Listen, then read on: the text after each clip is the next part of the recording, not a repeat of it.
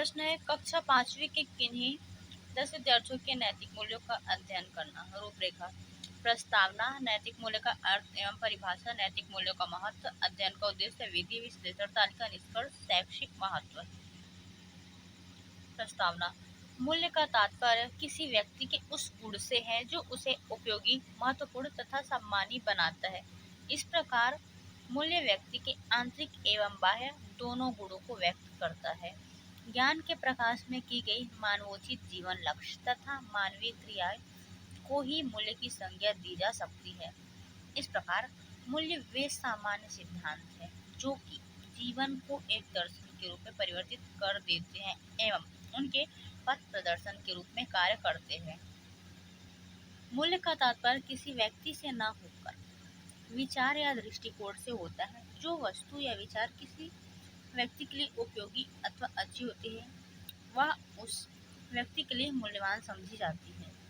यदि उसी वस्तु या विचार को कोई अन्य व्यक्ति बुरा समझता है अथवा उसकी उपयोगिता नहीं होती तो वह मूल्यवान भी नहीं होता। अतः दार्शनिक अर्थ में मूल्य का सीधा संबंध विचार या दृष्टिकोण से है।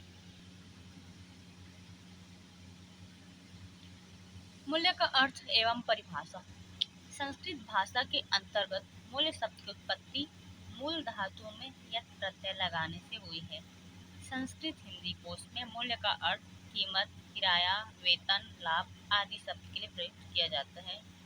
मूल्य को अंग्रेजी में वैल्यू कहा जाता है।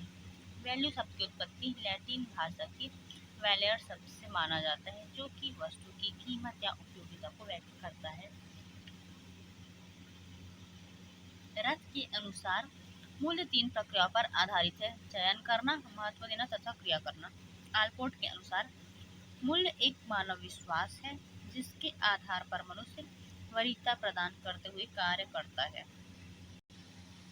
मूल्यों का महत्व। वेंकटैया 1988 के अनुसार मूल्य जीवन के प्रमुख तत्व होते हैं जो सर्वांगीण विकास के लिए सहायक होते हैं। मूल्य जीवन को स्थिरता, आनंद, संतुष्टि और शांति प्रदान करते हैं। मूल्य रेल की पटरी की तरह होते हैं जो रेलगाड़ी को पटरी पर बनाए रखकर उसे निर्विघ्नता एवं शीघ्रता से गति प्रदान करते हैं, उसे दिशा निर्देशित करते हैं तथा वे जीवन को गुणवत्ता प्रदान करते हैं। नंबर फर्स्ट, सामाजिक व्यवस्था का निर्माण। मूल्यों के माध्यम से समाज व्यवस्था विद्यमान रहती है। मूल्य पूर्ण रूप से व्यक्तिगत होते हैं तथा समाज में प्रत्येक व्यक्ति बिना किसी दबाव के मूल्यों को ग्रहण करते हैं तथा पालन करते हैं जिससे समाज व्यवस्था बनी रहती है। नंबर 2, नैतिक विकास में सहायक। मूल्यों का नैतिक विकास में महत्वपूर्ण योगदान होता है। मूल्यों के पालन एवं विकास से नैतिकता का विकास होता है। जिस व्यक्ति में जितने अधिक मूल्य होंगे उसे उतना अधिक नैतिकवान माना जाता है। मूल्यों के अभाव में नैतिकता का होना कठिन माना जाता है। नंबर 3, सद्गुणों का विकास। मूल्य वास्तव में सद्गुण होते हैं। मूल्यों के माध्यम से व्यक्ति अपने तथा समाज में सद्गुणों का विकास करते हैं। यह सद्गुण समाज को उचित दिशा प्रदान करने में सहायक होते हैं। नंबर 4, संस्कृति का वाहक। मूल्य संस्कृति के वाहक होते हैं। प्रत्येक संस्कृति के अपने निश्चित मूल्य होते हैं। इन मूल्यों के आधार पर ही एक संस्कृति अन्य संस्कृति से अपने को भिन्न करती है। प्रत्येक संस्कृति कुछ विशेष मूल्यों को अपने साथ लेकर आगे बढ़ती है। नंबर 5, समायोजन में सहायक। मूल्यों के माध्यम से व्यक्ति को समायोजन में सहायता प्राप्त होती है। व्यक्ति समाज में प्रचलित मूल्यों को ग्रहण करते हुए एक सामाजिक प्राणी के रूप में जीवन यापन करते हैं। नंबर 6, सामाजिक आदर्श का निर्माण। मूल्यों के माध्यम से समाज में एक आदर्श प्रतिमान स्थापित होता है। मूल्य व्यक्तियों तथा समाज के समक्ष आदर्श रूप में स्थापित होते हैं जिसे प्रत्येक व्यक्ति प्राप्त करने का प्रयास करते हैं। नंबर 7, समाज में प्रतिष्ठा हेतु सहायक। मूल्यों के माध्यम से व्यक्ति समाज में प्रतिष्ठा एवं अपना स्थान बनाते हैं। कॉल 1973 ने शिक्षकों के मूल्यों का अध्ययन किया और पाया कि प्रसिद्ध शिक्षक राजनीतिक, सामाजिक और धार्मिक मूल्यों को महत्व देते थे जबकि अप्रसिद्ध शिक्षक सौंदर्य और आर्थिक मूल्यों को अधिक महत्व देते थे। नंबर 8, भ्रष्टाचार में कमी। मूल्यों के माध्यम से भ्रष्टाचार में कमी की जा सकती है।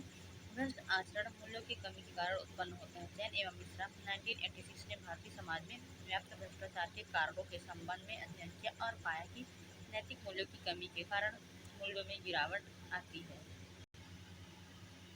अध्ययन का उद्देश्य है कक्षा 5वीं के किन्हीं 5 विद्यार्थियों के नैतिक मूल्यों का अध्ययन करना। इसके लिए हमें कक्षा 5वीं के 5 विद्यार्थियों का चयन करके उन्हें एक प्रपत्र भरवाना पड़ेगा। इसके परीक्षण की विधि इस प्रकार है। सर्वप्रथम प्रज को आराम पूर्वक बैठने कहा गया है एवं उसे डॉक्टर ए सेनगुप्ता व प्रोफेसर ए के सिंह द्वारा निर्मित प्रपत्र प्रदान की गए। प्रपत्र देने के बाद उन्हें निर्देश दिया गया कि आगे के पृष्ठों पर कुछ प्रश्न दिए गए हैं जो नैतिकता से संबंधित है। जैसे आप सावधानी पूर्वक पढ़ें और हाँ या नहीं में से किसी एक के नीचे वाले खाने में सही का चिन्ह लगा दें। यहाँ कोई कथन सही या गलत नहीं है। परीक्षण के बाद उत्तर माला से प्रत्येक प्रश्न के सही उत्तर को मिलाकर अंकों की कुल संख्या के आधार पर प्रज के नैतिक मूल्यों का अध्ययन किया गया। डॉक्टर ए सेनगुप्ता और प्रोफेसर ए के सिंह द्वारा निर्मित मोरल वैल्यू टेस्ट फॉर्मेट कुछ इस टाइप का है, जिससे हमने 5 स्टूडेंट से भरवाया है।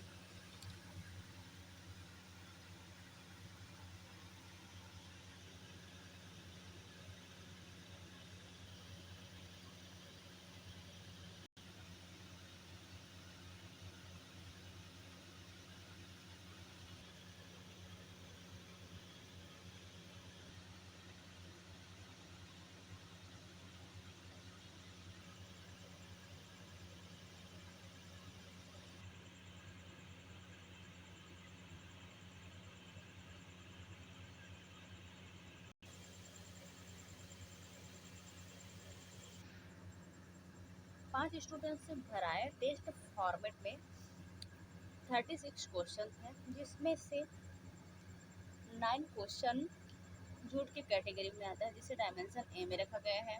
9 क्वेश्चन डिसऑनेस्टी की कैटेगरी में आता है, जिसे डायमेंशन बी में रखा गया है। 9 क्वेश्चन स्टेइंग की कैटेगरी में आता है, जिसे डायमेंशन सी में रखा गया, और 9 क्वेश्चन चीटिंग की कैटेगरी में आता है, जिसे डायमेंशन डी में रखा गया है। फर्स्ट स्टूडेंट को डायमेंशन ए में 7 मार्क्स मिले हैं, डायमेंशन बी में 4 मार्क्स, डायमेंशन सी में 3 मार्क्स, डायमेंशन डी में 6 मार्क्स। इसको टोटल मिला है 23। इस प्रकार सेकंड स्टूडेंट को टोटल 27 मार्क्स मिले हैं 36 में, थर्ड को 24, फोर्थ को 22, फिफ्थ को 27। अब हम इसका टोटल निकाल लेते हैं। डायमेंशन ए में 5 स्टूडेंट्स का टोटल मार्क्स आता है 29, डायमेंशन बी में 31, डायमेंशन सी में 36, डायमेंशन डी में 27, टोटल आता है 123। अब हम इसको कैलकुलेशन करेंगे।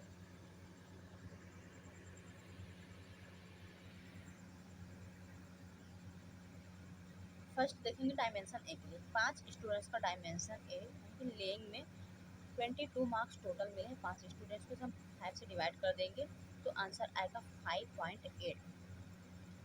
5 स्टूडेंट्स का डायमेंशन बी है 6.2, 5 स्टूडेंट्स का डायमेंशन सी स्टेइंग 7.2, 5 स्टूडेंट्स का डायमेंशन डी चीटिंग है 5.4। एक मोरल वैल्यू टेबल है, जिसमें स्कोर के बेसिस पे स्टूडेंट्स को ग्रेड दिया गया है। डायमेंशन ए में स्टूडेंट्स को हाई ग्रेड मिला है, डायमेंशन बी में भी हाई है, डायमेंशन सी वेरी हाई, डायमेंशन डी भी हाई। अब हम इसका एवरेज निकालेंगे। इसके लिए डायमेंशन ए बी सी और डी को टोटल करके 5 से डिवाइड कर देंगे। इसका आंसर आता है 24.6। इसके लिए भी एक टेबल दिया गया है, dimension range table. 24.C very high की कैटेगरी में आता है।